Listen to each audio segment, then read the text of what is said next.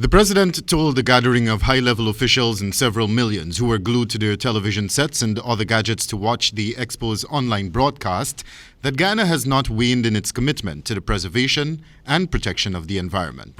We'll continue to pursue oil production offshore, but onshore, we will definitely intensify our efforts at decarbonization of the economy.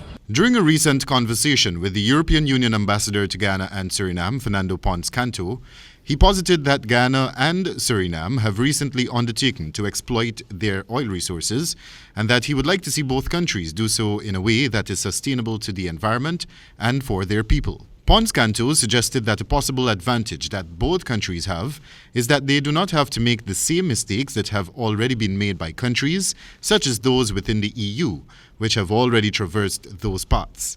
In that regard, he acknowledged that the EU stands ready to offer support to both Guyana and Suriname. Guyana and Suriname have one advantage, and that is that many people have done this before, and many people, including in Europe, have made many mistakes.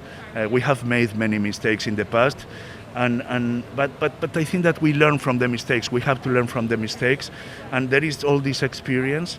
We are, of course, very happy to support. The European Union is ready and willing to share all kinds of experiences. Ponce-Canto asserted that the governments of Guyana and Suriname are working along well with the European Union. We are working very well in many areas with the government of Guyana, also with the government of Suriname. So I'm confident that this is very high in the preoccupations of the decision makers. In spite of the president's declaration, however, earlier in the year, ExxonMobil had to be flagged repeatedly for flaring aboard the Liza Destiny FPSO in the Stabroek Block. The Environmental Protection Agency, EPA, also had to institute fines amounting to some $30 per ton of carbon dioxide equivalent as the oil giant continued to flare due to a damaged flash gas compressor, which had to be resent to the manufacturer in Germany for repairs. That process took several months to complete. Environmentalists remain concerned about the damaging effects oil production may have on marine life, especially in relation to an oil spill. They have repeatedly called for the government to be more stern with the operator in that regard.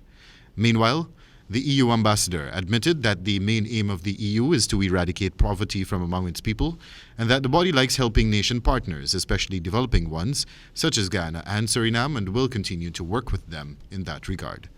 Wendell Badrie, HGP 90 News.